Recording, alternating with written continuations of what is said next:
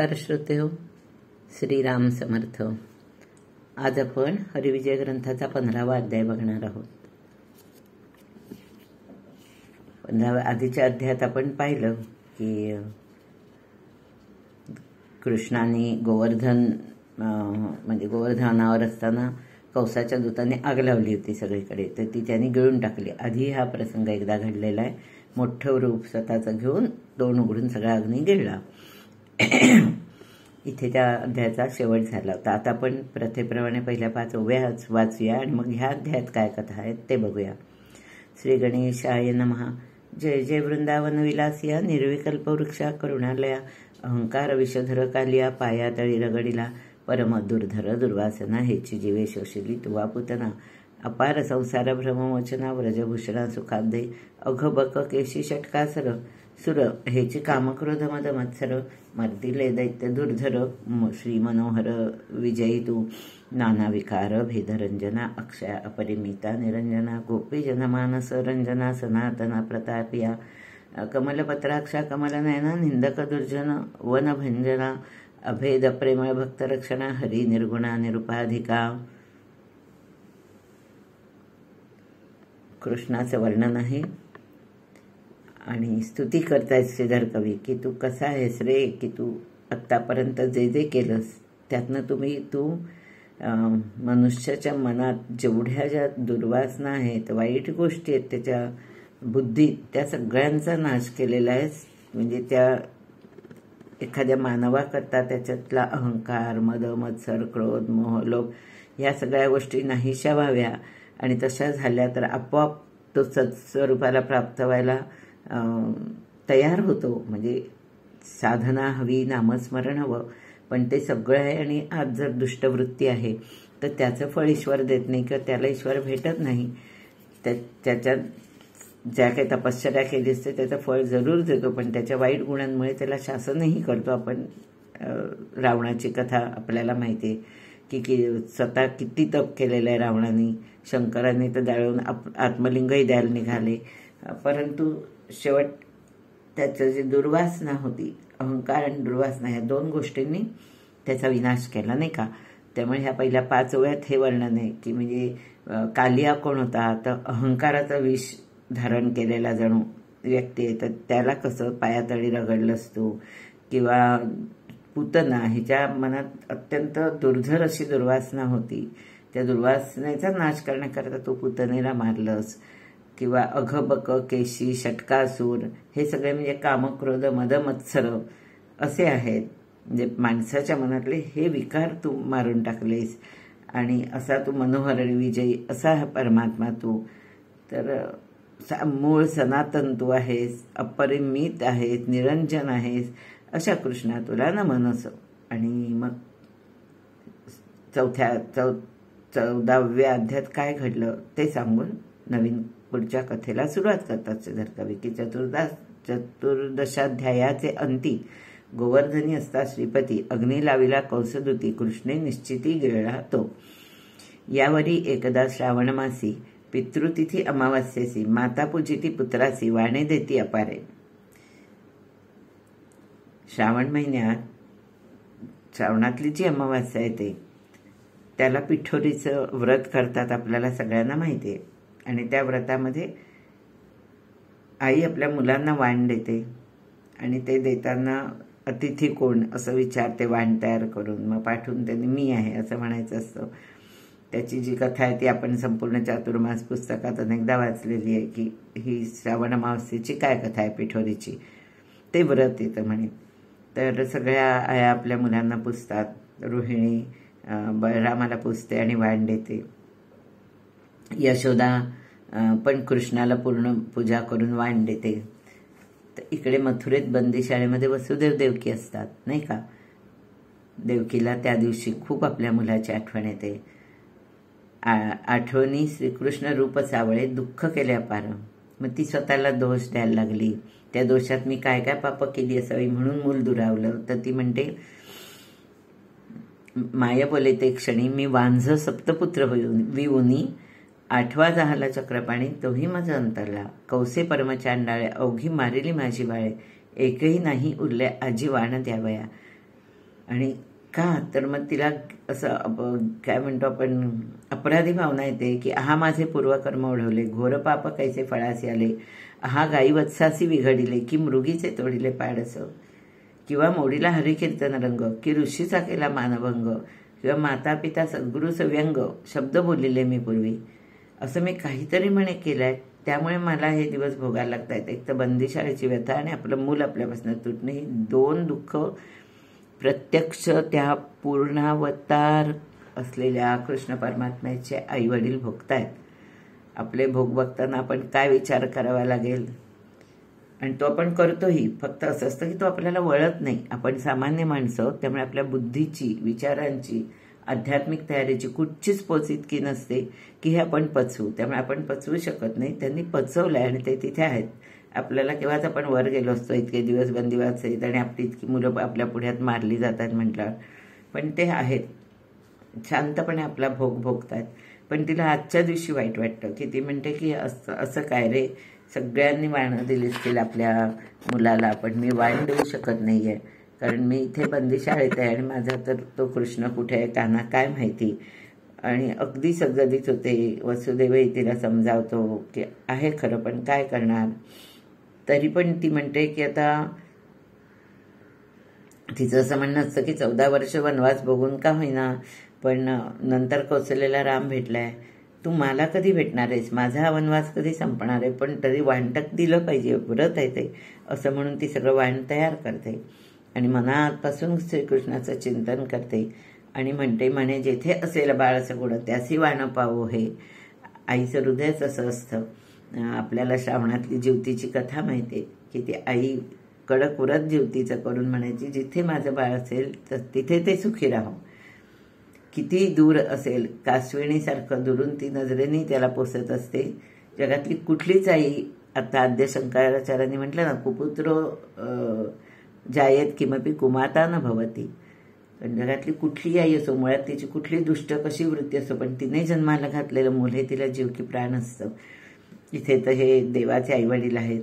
ती म्हणते की कुठे असेल तिथे हे वाण माझ्या बाळाला पोचू दे, असं म्हणून अत्यंत मनापासून डोळे मिटून ते तयार केलेलं वाण आता ती अशी ठेवणार असते पुढे की हे बाबा माझ्या कृष्णाला पोचू दे. नाव माहीत नसतं अर्थात. तर ती वाण उचलते हातात आणि त्या व्रताची प्रथा म्हणून म्हणते, सहज बोले अतीत कोण, तो अकस्मात बोले जगन्मोहन, सर्वातीत मीच असे. अतीत काय, सर्वातीत असा मीच आहे परमेश्वर.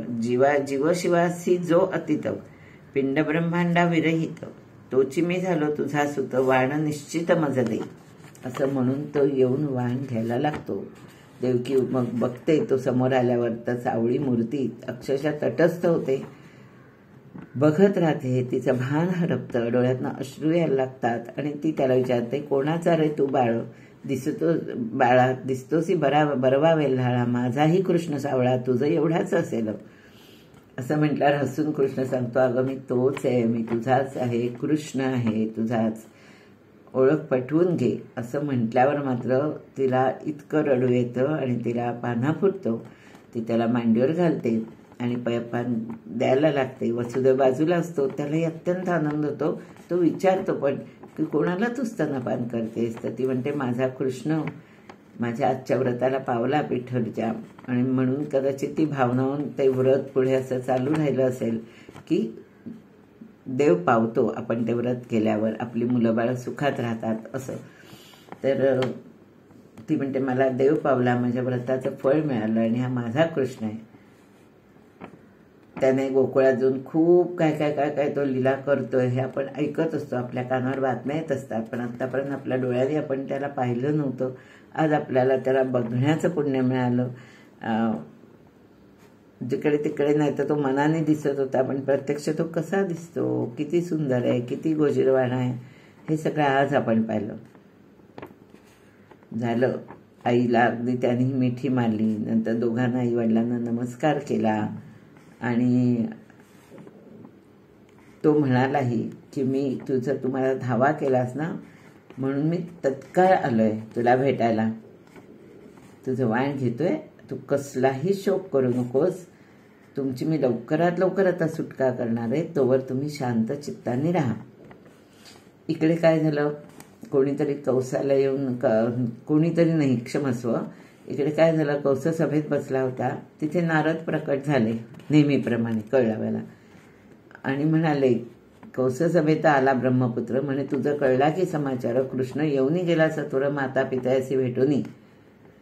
इतका कौस चिडला, म्हणाला आता वसुदेव देवकीला धरून आणा आणि त्यांना मारून टाका अशी आज्ञा केली. आणि खरंच बंदिशाळेतून सोडून वसुदेव देवकीला सभेत आणलं गेलं. दोघं आपले अगदी दीनवाणांच्या चेहरा करून बसलेत. तर हा आज्ञा करतो दोघांची शिरं छेदून टाका आत्ताच्या आत्ता. असा कसा तो येऊन भेटतो इकडे आणि माझ्या मथुरेत येऊन जातो आणि मला कळत नाही. त्याचा संताप अगदी अनावर झालेला असतो. आणि शस्त्र घेऊन खरोखरच आजूबाजूला म्हणजे गोल संपूर्ण 10 दिशांनी त्याचे सेवक उभे असतात आणि ते भराभर पुढे यायला लागतात. दोघंही घाबरतात आणि नेहमीप्रमाणेच त्या परमेश्वराची प्रार्थना करतात की आम्हाला वाचव. देवकी म्हणते, चाल बा वेगे हरी, कौस आम्हासी जीवे मारी, तुझं विण ये अवसरी कोण आम्हा रक्षिपा, अमुच्या अशा होती आपदा, काय पाहसी तू गोविंदा, भक्तैकवारी या गोविंदा, धाव धाव सत्वर. आता ही हाक इकडे कृष्ण खेळत होता नेहमीप्रमाणे.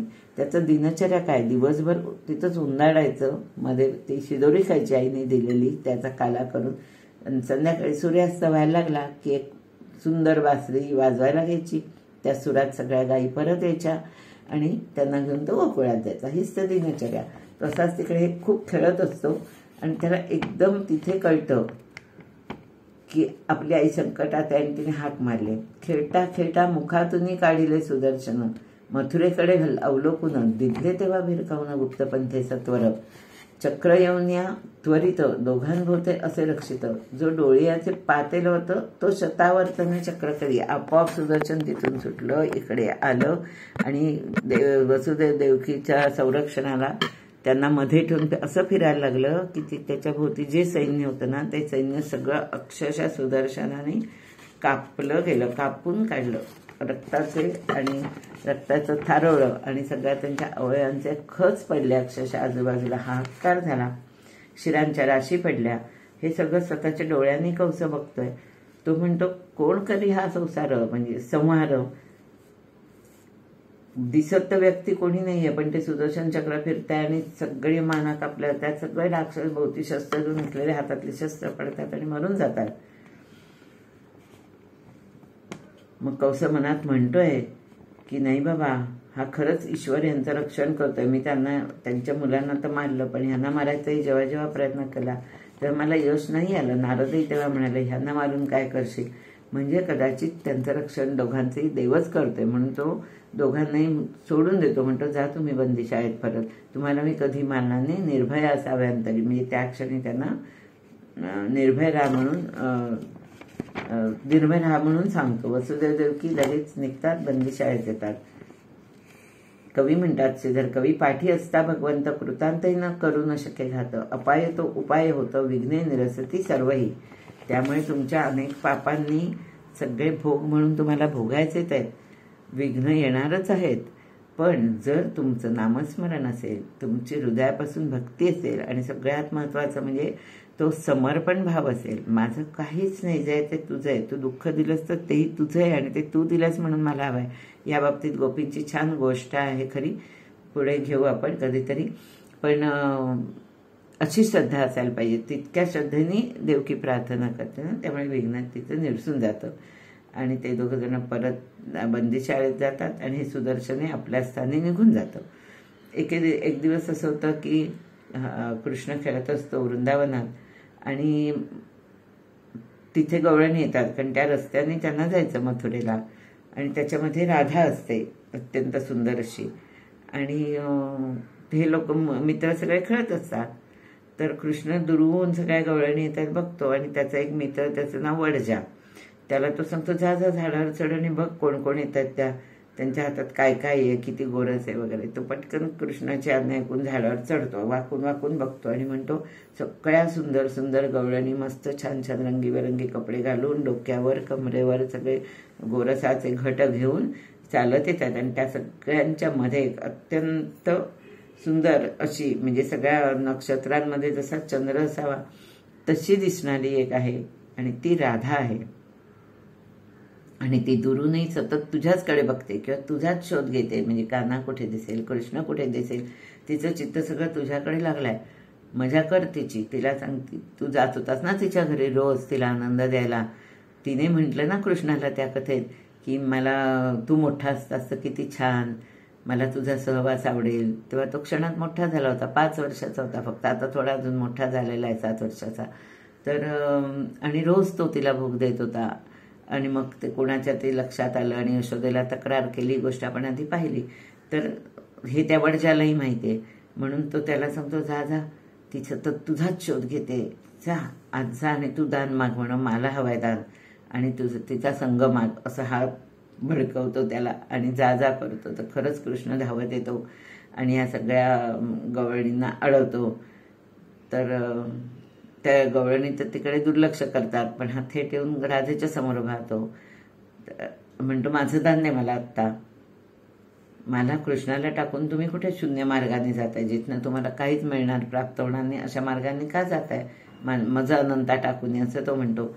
तर राधा म्हणते, बाबा कृपा कर, तू फारच शहाणा व्हायला लागलायस, मोठा होऊन काय करणार आहेस माहीत नाही, तू का आमची वाट अडवतोस, आत्ता चावडीवर चल आणि दिवाणासमोर सांग तुला काय दान पाहिजे ते, तिचे सांग मग मी देईन.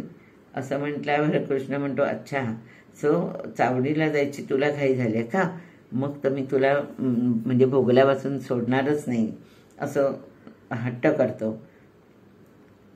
मग राधा म्हणते की अरे तुझं काही कसं बघ, माझ्याबरोबर एवढ्या गवळणी आहे, तू माझी काय अब्रू घालवायला बसलायस का. त्याला ती खूप धिक्कार देतो. तो म्हणतो, अच्छा असं आहे का, मग चल आपण इथून दूर जाऊया कुंजवनात. म्हणजे तिची परीक्षा घेतोय तो.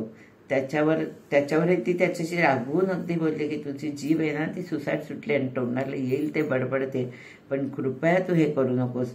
तर तो म्हणतो, असं कसं, एकदा मीना म्हणजे मासा गळायला लागला ना की त्याला नाही तो गळा तोडता येत, त्याला गिळायलाच लागतो आणि प्राण द्यायलाच लागतात. आता तुला आलेच माझ्या हातात, तर तुला तुझे प्राण द्यायचेच आहेत जणू, असं म्हटलं. ती खूप समजावून म्हणते की अरे आम्ही सगळ्याबरोबर चाललोय मथुरेला आणि तू वाट अडवू नकोस माझी, तू काय तुझ्यात काय क्षमता आणि तुला का म्हणून मी, म्हणजे तू कोण असा मोठा आहेस की मी तुला भुलावं म्हणे, तू काय करतोस, तर तू म्हणे गोकुळात जातोस आणि गाई चरतोस, चोऱ्या करतोस, तुझ्यावर भुलावं असं मी काय आहे.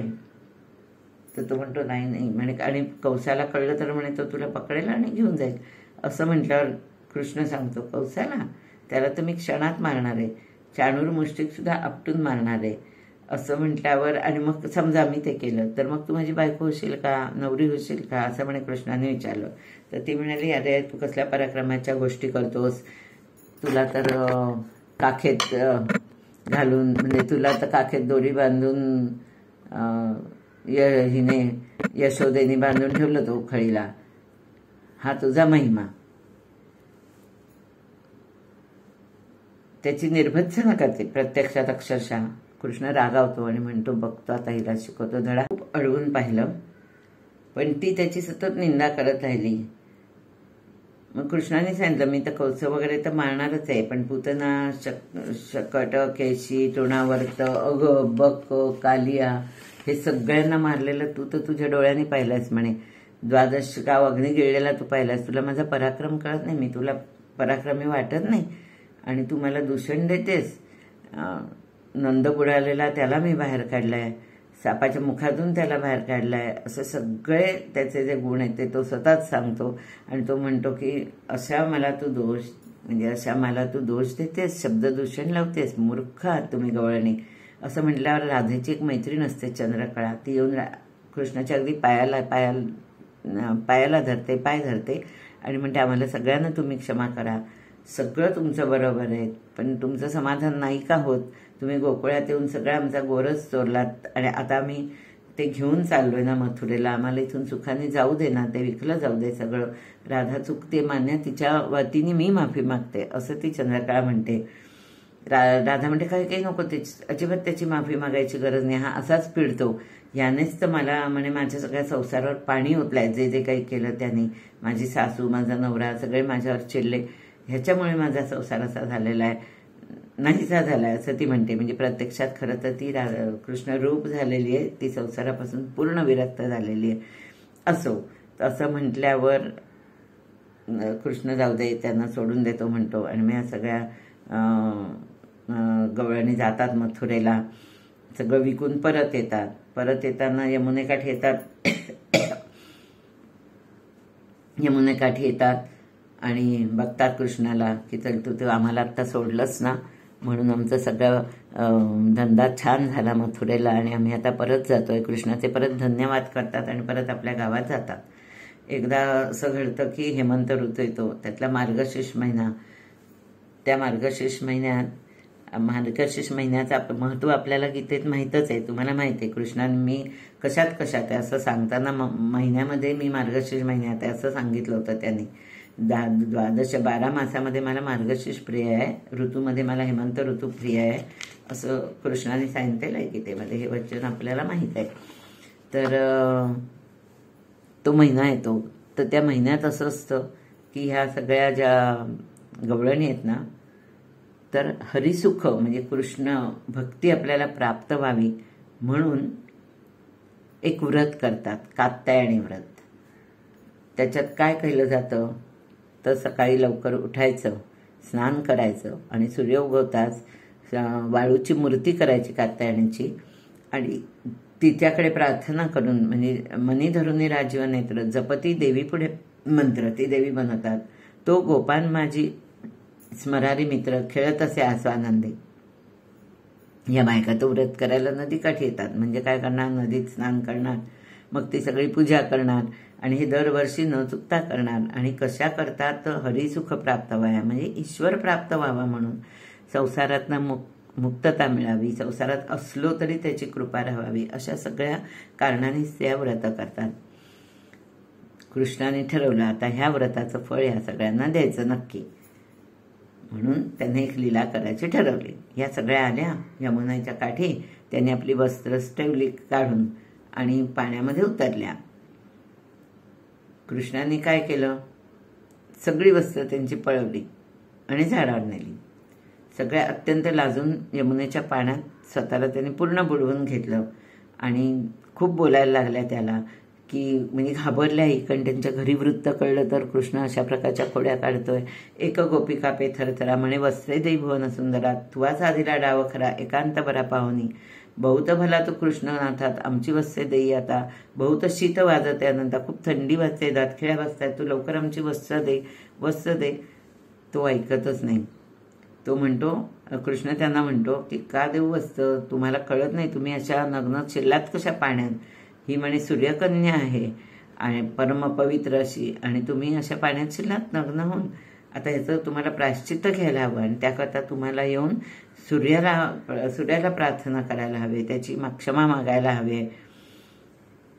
तुम्ही बाहेर या, मी तुम्हाला वस्त्र देतो आणि मग तुम्ही आपल्या सूर्याला प्रार्थना करून जाऊ शकता. त्या सगळ्या कळकळीने म्हणतात, नको रे बाबा आमची अशी परीक्षा बघूस, काही करून आमची वस्त्र दे, तू आमचे प्राण घे पण आमची वस्त्र दे, आमची अब्रू जाते, लोक नावं ठेवतील वगैरे वगैरे वगैरे तक्रारी करतात. एखादी असं पण म्हणते की तुम्हाला आमची वस्त्र दे, बाहेर आलं की बरोबर बघतो, तुला शिक्षा करायला लावू, आम्ही यशोदेकडे घेऊन जाऊ, तुझी तक्रार करू, असं सगळं सांगतात. पण कृष्ण म्हणतो नाही. मग त्या परत अशा आपण कसं करतो, आता हे नाही पटलं ते नाही पटलं की बरं आम्ही तुला रोज दही दूध सगळं भरपूर देत जाऊ, सगळा गोरस तुला देऊ, पण तू आम्हाला इथून सोडव काही करून. नाही म्हणतो कृष्ण, तुम्हाला बाहेर येऊन सूर्याची क्षमा मागायला लागेल. त्या म्हणतात नाही, वस्त्राशिवाय आम्ही बाहेर येऊ शकत. आपल्याला ते प्रसिद्ध गाणं चित्रपटात आहे पण, दे रे काना दे रे चोळी आणि लुगडी, त्यात अध्यात्म आहे खूप. ती जर कडवी तुम्ही ऐकली तर जमलं तर ह्या अध्यायाबरोबर मी ते पाठवायचा प्रयत्न करते. तर एकच करा. मग त्या म्हणतात नाही आम्ही बाहेर नाही येऊ शकत. तर तो म्हणते असं करा, तुम्ही हात उंच करा आणि त्यावर सूर्याला हात जोडा. तर म्हणे ह्या सगळ्या काय करतात, एक हात ठेवतात आपल्या शरीरावर लपवायला आणि दुसरा हात एक वर करतात.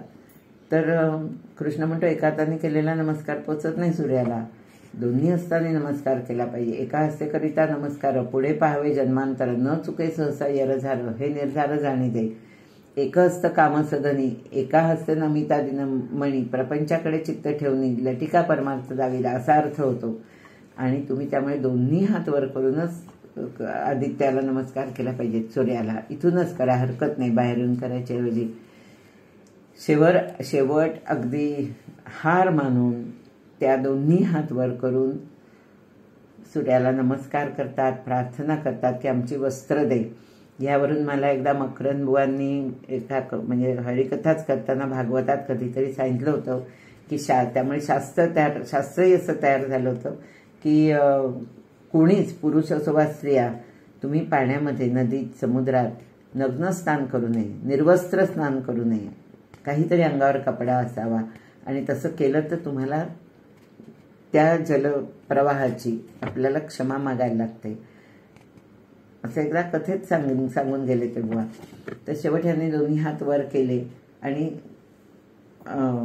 सूर्याला अगदी मनापासून नमस्कार करून सांगितलं की आम्ही चुकलो, पण आम्हाला आत्ता बाहेर यायचं आहे, आमची वस्त्र द्यायचं. तू ह्या कृष्णाला सांग, तू त्याला प्रार्थना कर की आमची सगळी वस्त्र द्या म्हणून.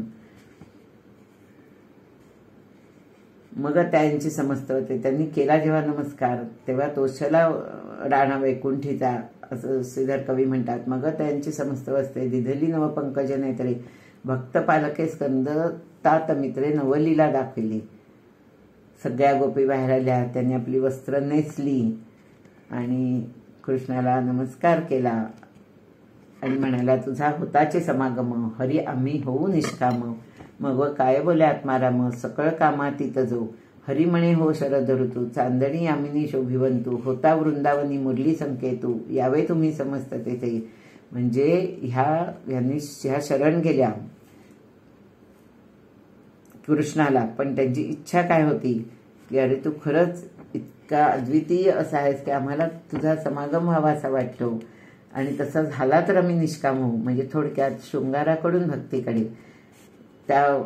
तो अध्याय येईल तेव्हा आपण ओशोंबद्दल बोलू, पण शृंगाराकडून भक्तीकडे न्यावं असं. आणि हाही भक्तीचा एक प्रकार आहे असं म्हणून कृष्ण त्यांना शब्द देतो की जेव्हा शरद ऋतू येईल आणि शरदाची पौर्णिमा असेल तेव्हा मी वृंदावनात मुरली वाजवेन आणि मुरलीचा संकेत कळला की तुम्ही सर्वांनी या, तेव्हा तुमच्या या व्रताचं फळ मी पूर्णपणे देईल, होईल तुमच्या व्रताचे फळ, मग कामना पुरती सकळ, ऐसे बोलता वैकुंठ पाळ, गोपी गेल्या घरासी. शब्द दिला त्यांना की मी तुमची प्रत्येक इच्छा पूर्ण करेन समागमाची, पण केव्हा, तर शरद ऋतू आणि त्यातल्या पौर्णिमेला.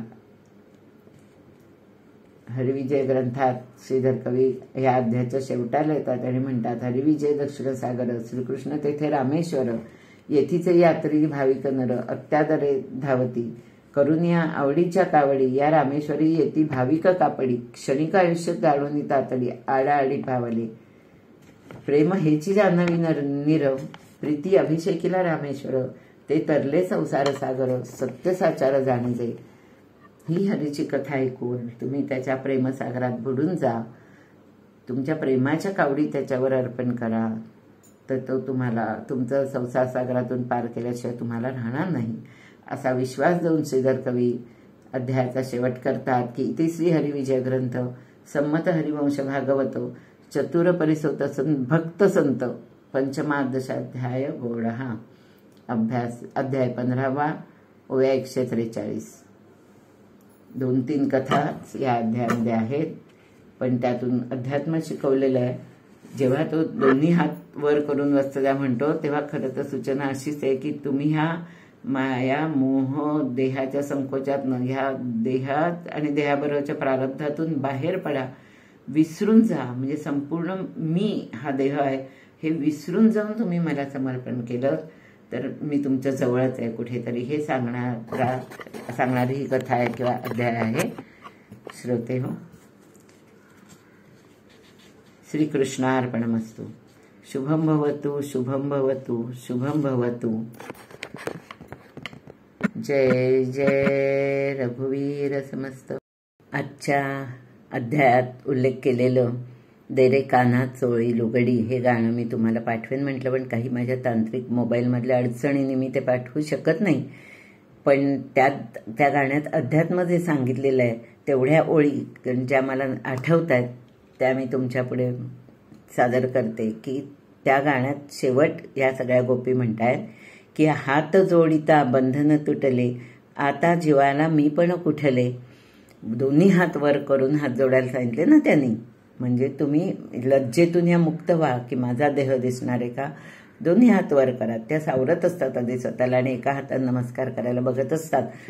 पण म्हणजे कवीनीही हे गाणं लिहिताना बरोबर सार्थवर्णन शेवटच्या कडव्यात केलं आहे की हात जोडिता बंधन तुटले, आता जीवाला मी पण कुठले.